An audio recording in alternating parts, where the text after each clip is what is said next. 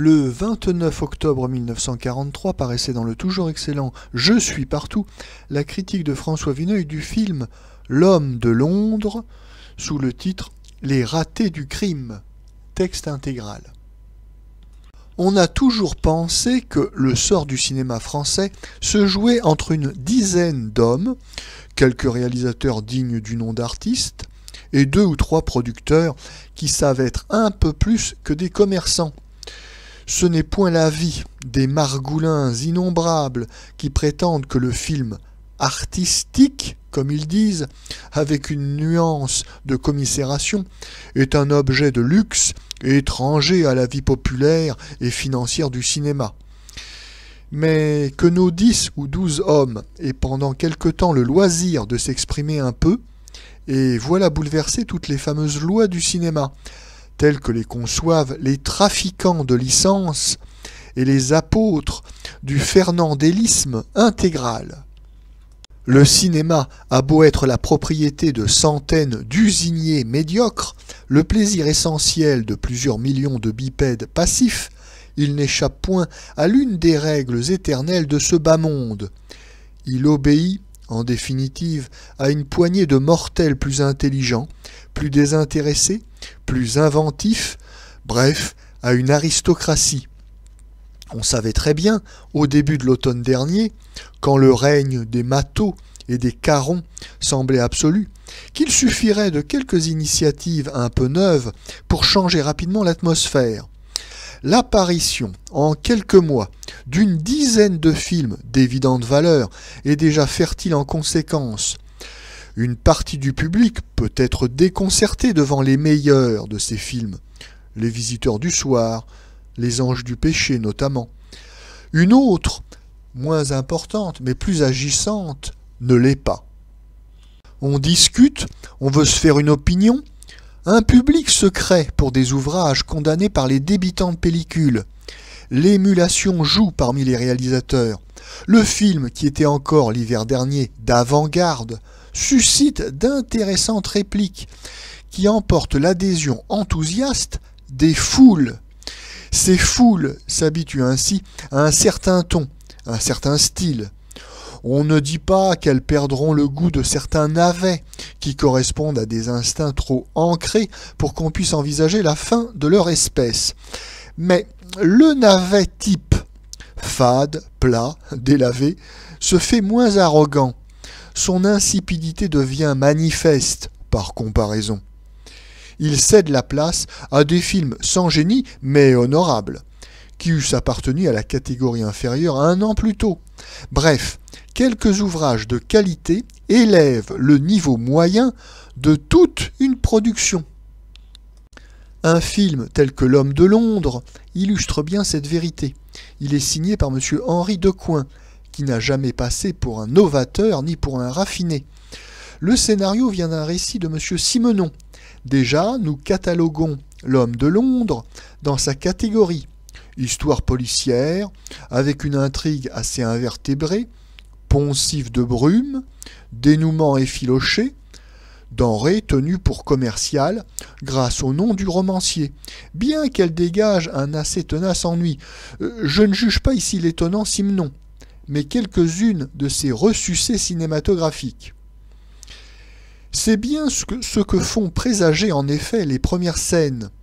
Un port du Pas-de-Calais, dans une nuit de novembre, une chanteuse réaliste qui brame quelque part sur le quai avec des accents circonflexes sur les A. L'aventure aime la nuit, le brouillard est son ami. L'eau noire qui clapote, un bistrot à matelot, une putain avec un boa et une cigarette, que joue Madame Suzy Prime, le poncif opéra de Katsu greffé sur le poncif Simenon. Depuis le précédent film de M. Decoing, Les Inconnus dans la maison, nullement dépourvu d'intérêt et d'adresse, mais où M. Decoing avait des collaborateurs de taille, à commencer par Rému, le monologue d'une bouche invisible amorçait déjà l'aventure. Idée ingénieuse d'ailleurs, qu'elle soit ou non de M. Decoing. La chanteuse réaliste, qu'on aperçoit à peine, joue ici le même rôle. Monsieur Decoing réédite donc un de ses procédés. Ce n'est jamais un très bon symptôme au début d'un film. Mais l'histoire commence. Un aiguilleur de la SNCF, Malouin, quinquagénaire, père de famille, 23 ans de service irréprochable, d'humeur facilement revêche, va prendre son service de nuit dans sa cabine du port au ras du quai. Un bateau venant de Douvres accoste. Nous sommes dans un temps où l'on ne traversait pas obligatoirement la Manche avec une cargaison de bombes et de torpilles. Du haut de la passerelle, un voyageur jette une valise à un complice qui l'attend à terre. « Qu'est-ce que ces deux crapules-là peuvent bien passer en contrebande ?» se dit Malouin, qui a vu le geste. Les deux hommes entrent dans le bistrot, où ils subissent les avances de Madame Suzy Prime.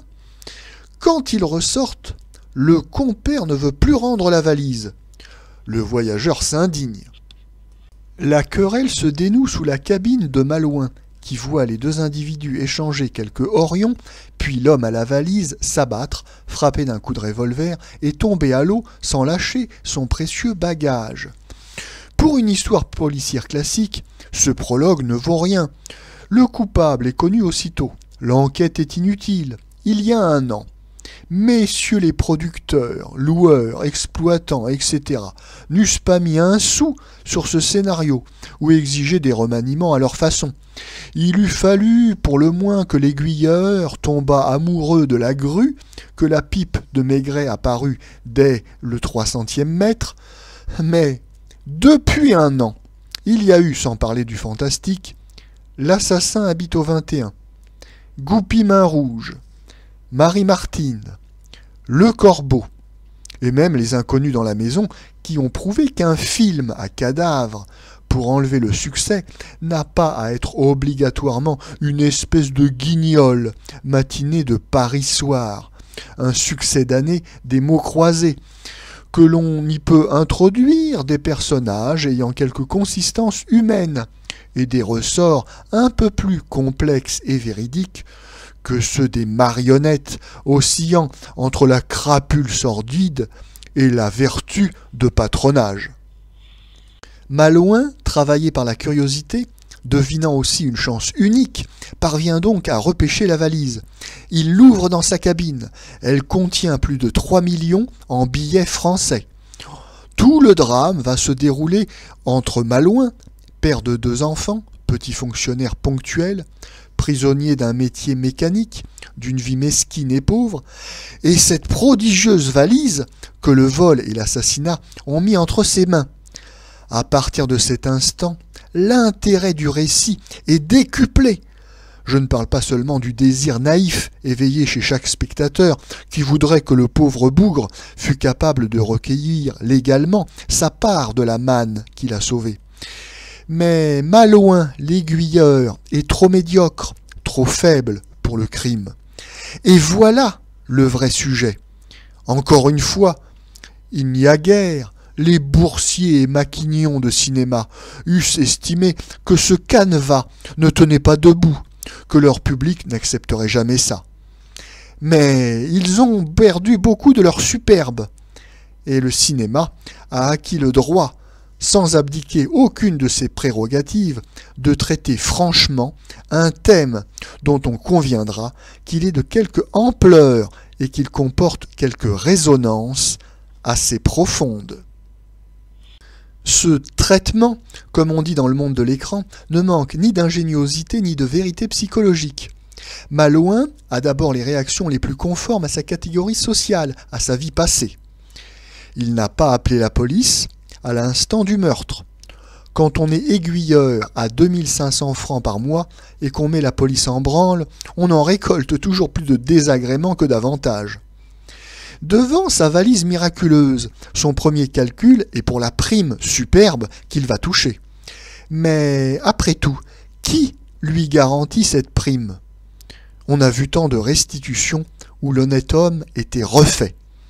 Qui peut prouver que le magot ne retournera pas à un bandit? 3 millions. Un aiguilleur mettrait plus de 100 ans à gagner cette fortune. On prendrait une bonne. Le petit, qui est intelligent, entrerait à Polytechnique. Et quel coup de pied sur le nez de l'insupportable beau-frère qui écrase Malouin du haut de son faux col cassé, sous prétexte qu'il n'est pas un manuel, qu'il tient un porte-plume derrière un guichet de banque. La tentation a saisi Malouin, et il devient le plus malheureux des hommes. Est-ce contre sa vertu qu'il lutte ? La vertu, chez lui, comme chez des millions de ses semblables, est, hélas, une si petite chose, une série d'habitudes, bien plus qu'un état de l'âme. Non, Malouin n'est surtout pas de taille. 3 millions sont terriblement embarrassants dans la vie d'un pauvre cheminot. Malouin accumule les maladresses, les imprudences, il s'enfonce dans l'irréparable. Il doit tuer l'assassin pour défendre sa peau. Il se croit assassin lui-même. Il a enfin un geste viril et libre. Il va rendre la valise intacte à un policier perspicace et qui n'en demande pas davantage. Mais le Malouin de la chaîne quotidienne reparaît. Pour être en règle avec sa conscience, ingénu et falote, il faut qu'il aille se livrer à des gens que l'on appelle des juges et qui ne manqueront pas de le saler, comme ils salent les Malouins de toute espèce, trop désarmés pour accomplir les grands forfaits. Infortuné Malouin, nous l'avions pourtant acquitté, mais il ne pouvait qu'obéir à sa nature. Je regrette de n'avoir lu le bouquin de l'homme de Londres pour savoir jusqu'où Simenon y a poussé ce curieux sujet. Le seul choix de ce sujet ne nous donne-t-il pas à penser que si le créateur de Maigret s'est réellement décidé à faire retraite et à écrire un vrai roman, comme l'annoncent les écotiers, il pourrait bien nous réserver des surprises qui laisseraient pantois bon nombre de gens de lettres accrédités, pseudo-gidiens, mauriaciens, distillant le péché et le remords au compte-gouttes. Ne peut-on dire que, si Georges Simenon a presque toujours évité, dans son énorme ponte, les vulgarités du feuilleton ordinaire, il le doit à un sentiment permanent, aussi juste qu'amer, de la vraie condition humaine ? On eût aimé que le scénario de l'homme de Londres, qui tranche sur le réalisme superficiel pour atteindre au réalisme psychologique, tombât dans des mains plus subtiles que celles de M. Henri Decoing. Je pense par exemple à Clouseau, dont Le Corbeau, que je viens de revoir, est décidément un des films capitaux de cette saison. L'imagination cinématographique de M. Decoing est assez courte. Outre les banalités ci-dessus décrites, il utilise à chaque instant la voix de la conscience, découverte par René Clair dans Le Million, est devenue un procédé par trop commode. Mais sa narration, en dépit de concessions inutiles aux soi-disant exigences du spectateur, comme le rôle de la prostituée, n'est pas maladroite. Aucun épisode ne languit. L'action est bien située. Le dialogue de M. Charles Exbraya, en dépit de quelques lourdeurs, est vivant. Malgré quelques détours superflus, on revient toujours à l'essentiel de cette action. Le débat qui déchire ce qui sert d'âme au pauvre Malouin. Jusque dans un film de second ordre, nous voyons le cinéma élargir peu à peu son univers intérieur, s'avancer plus loin que ce monde d'apparence dans lequel il se cantonnait. Je crois que cela n'est pas sans importance. Un film peut débuter par le verset évangélique de la porte étroite, ni plus ni moins que le célèbre récit de Gide, et le public s'écrase pourtant au guichet. Il faut dire que M. Decoing a été magnifiquement servi par son principal interprète, M. Ledoux. Je sais que dans les réussites de cet ordre, on doit toujours faire la part du réalisateur. M. Ledoux a certainement été bien conseillé, bien guidé. On a pris soin de lui éclairer son texte. Mais il apporte une intelligence, une vigueur dont le mérite lui revient. On a vu longtemps Ledoux confiné dans des personnages de cocu bilieux et monotones, dont il s'acquittait avec une honnêteté ennuyée. Cette fois, Ledoux a senti son Malouin. Il s'est identifié à lui presque dans ses moindres fibres. Il nous révèle une variété, une intensité d'expression insoupçonnée. Il y a loin du fastidieux lit à colonne à cette saisissante création, comparable en autorité, en puissance humaine, bien que dans un autre registre, à celle de Rému. À mesure que s'estompent ses souvenirs du français, le talent de Ledoux devient plus libre, plus plein. Est-ce un hasard? Il laisse dans le film peu de place à ses partenaires. Jules Berry trouve cependant le temps de nous dessiner une silhouette inoubliable de veule malfaiteur, terrassé par son échec, ayant opté pour l'infamie, mais qui ne peut être qu'un raté du crime. Quelle apparition! Allons, nous avons encore de fameux comédiens. Les autres rôles ne sont qu'épisodiques, mais remarquablement tenus par Modo, Héléna Manson, Bergeron, et surtout Brochard, de premier ordre, en quelque occasion que ce soit. La jeune Moni Dalmès est assez fade sur l'écran. La caméra se soucie peu des titres de conservatoire. L'excellent Génin ne me semble pas absolument à son aise dans sa composition de cheminot puritain. Un petit détail pour finir. Le son est fracassant au cinéma Balzac. Les responsables de cet accueillant cinéma seraient bien inspirés de faire régler un peu leurs instruments de projection.